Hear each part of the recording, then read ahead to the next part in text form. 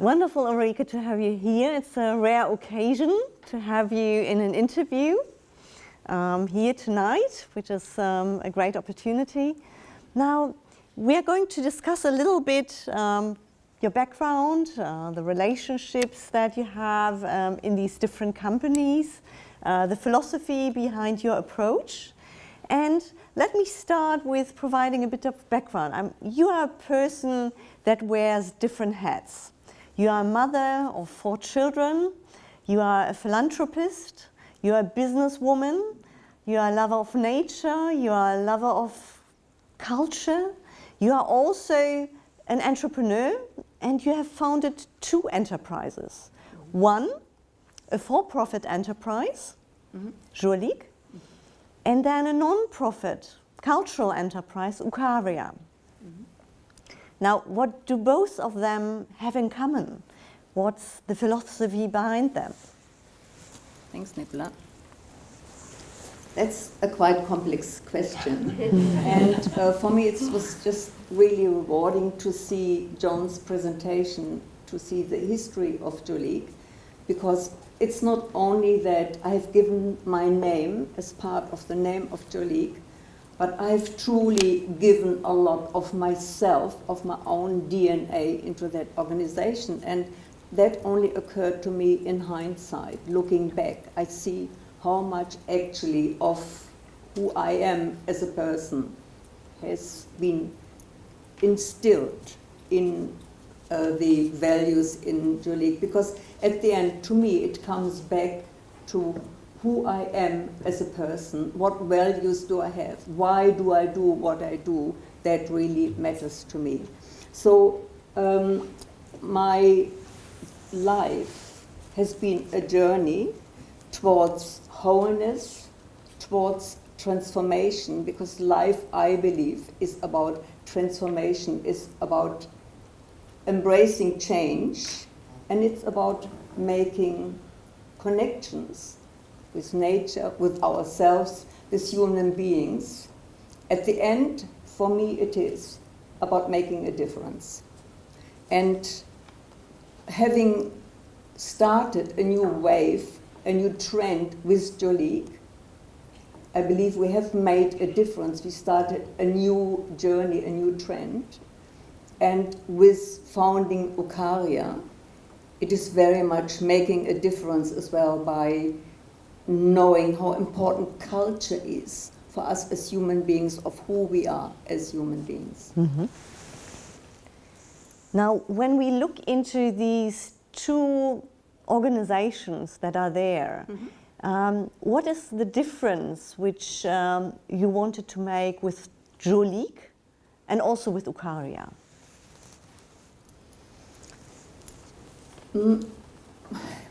The difference with Jurlique was very much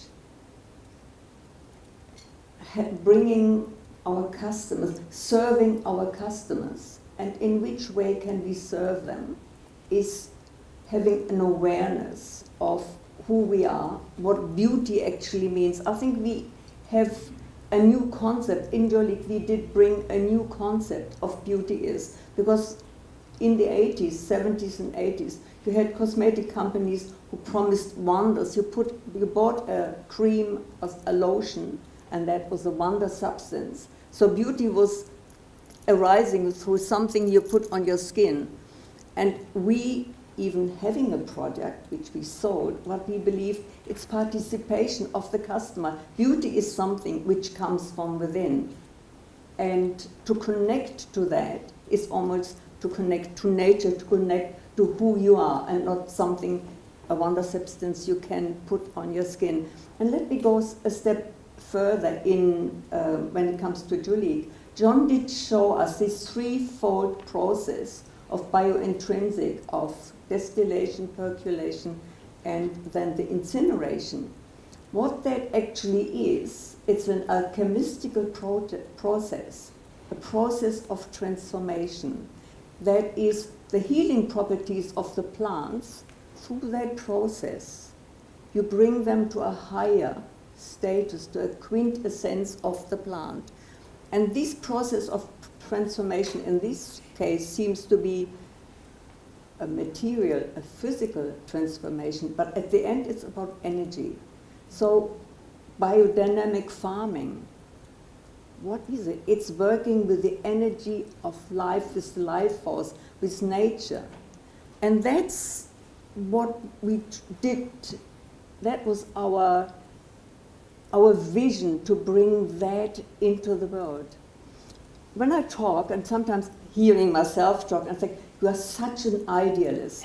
I am. I'm so aware, if you think, what's she talking about? I am aware of the tension between the ideal, the dream we have, and the reality in which we live. And I think it's the awareness of knowing where do we stand in that spectrum, in that tension of our daily living. And I know I'm an idealist. I've been called a tree hugger. I hug trees because it's the energy in the trees which I feel really attracted to. Now let's bring that to Okaria. Listening to music touches us really deeply. It transforms us for that moment. It brings us into another realm. And I think that's where something is very connected. In this belief is connected in both. Mm-hmm. Now, if we tie that a little bit back into the slides at the very beginning, if we look into the big societal challenges that are there, global warming, lack of access to clean drinking water, poverty, there is a call for business leaders to take on more responsibility for those societal challenges. We see that there is a movement like conscious capitalism arising. We see that there is a discussion around the purpose of the firm. Now, what is your opinion? What is the purpose of an organization? What is the purpose of the firm? Is that dedicated purely to creating shareholder value, or is there another different purpose that we should think of? Just a short answer is to give us meaning, to give meaning to the people who start a business. Why would I start a business if it doesn't give meaning to me, if there is not a life purpose, if it makes my life richer?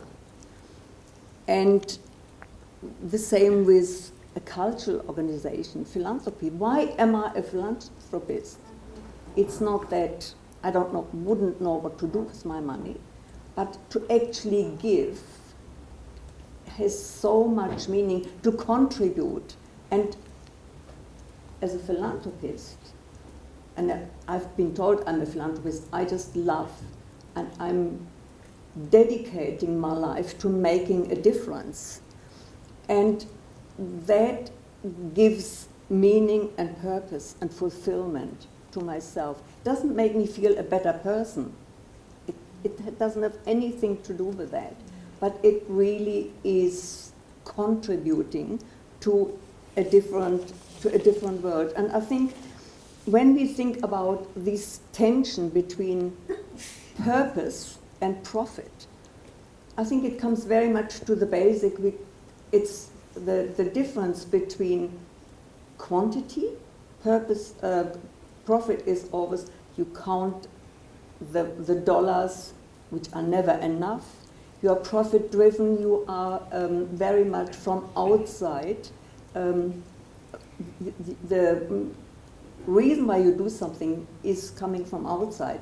When it's about purpose, purpose is something which comes from inside. It's a leadership which starts with me, with my own values, with my own drive in life, and with my own conscience. Now, what do you see as the qualities that leaders should have in order to drive meaningful organizations, to mobilize and motivate people? what are the aspects that are important there?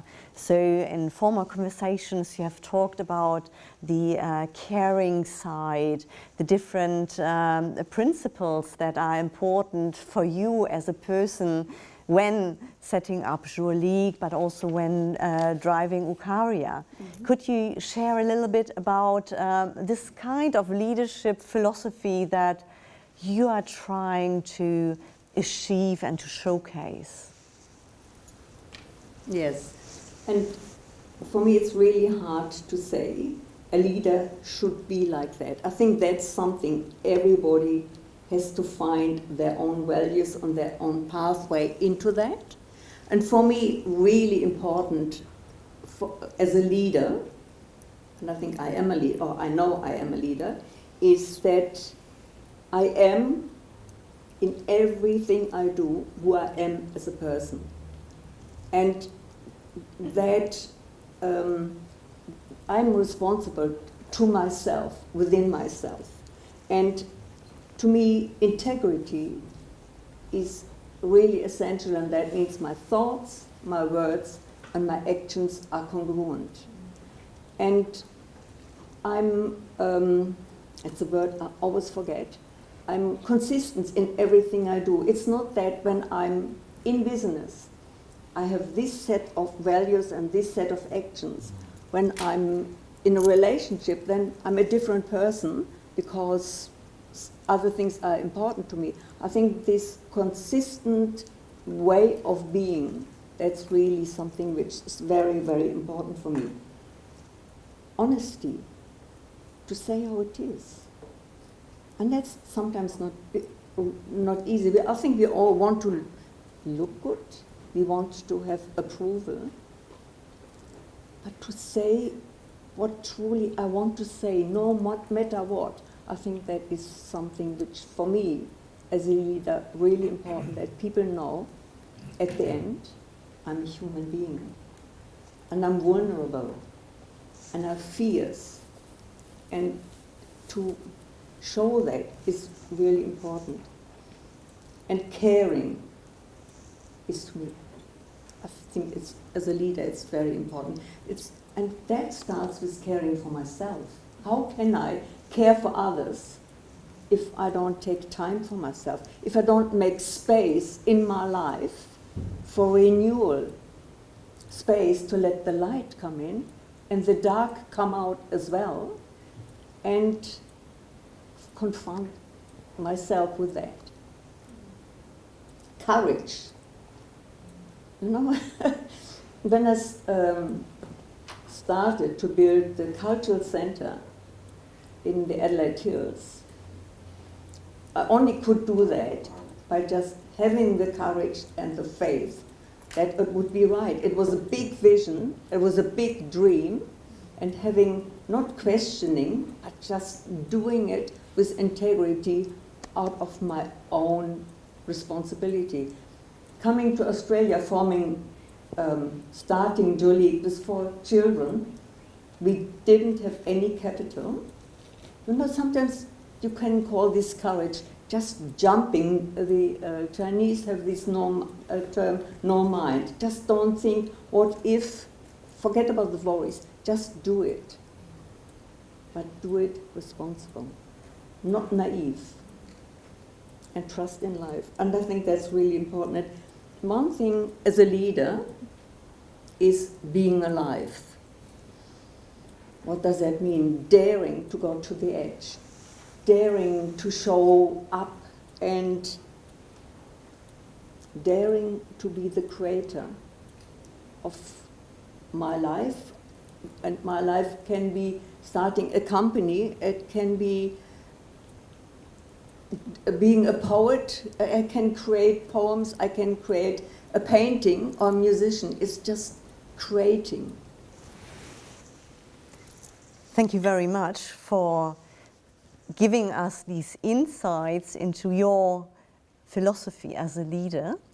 I like to give the audience a little bit of the chance to also ask a question. So if there are 1 or 2 questions, I think we still have the time to do that. Then please take the opportunity. Ulrike is not so often available for interviews.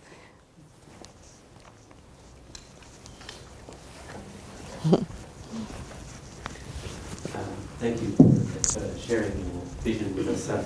There's so much personal in what you're doing, and I'm an Adelaide Hills boy as well, so it's good to meet business people from that area. A lot of us who are values driven are kind of stubborn and don't listen to others, and I'm just wondering along your journey what other voices you've heard and how you've responded to that, given that you've been focusing on courage, honesty and integrity, which is really true to what you do. What do you mean with other voices? Just what other people have said along the way and how you've responded to that, and just some reflections on that really, because a lot of us are, like you say, wanting to look good, and that honesty is about, kind of moving forward. It absolutely is. Do you know, the most critics I had, and still to a certain, in a certain way I still have in my life, are actually my children. I don't get away with anything. And having them playing back difficult times, it's incredibly confronting. And just saying yes. I did the best I could, and don't think that growing Jurlique in a partnership was always easy. There were difficult times, and it just acknowledging it and standing up for myself, for my own beliefs, and not giving in. Yeah, it's a path. It's a path of learning and a path of growing, yeah. Thank you.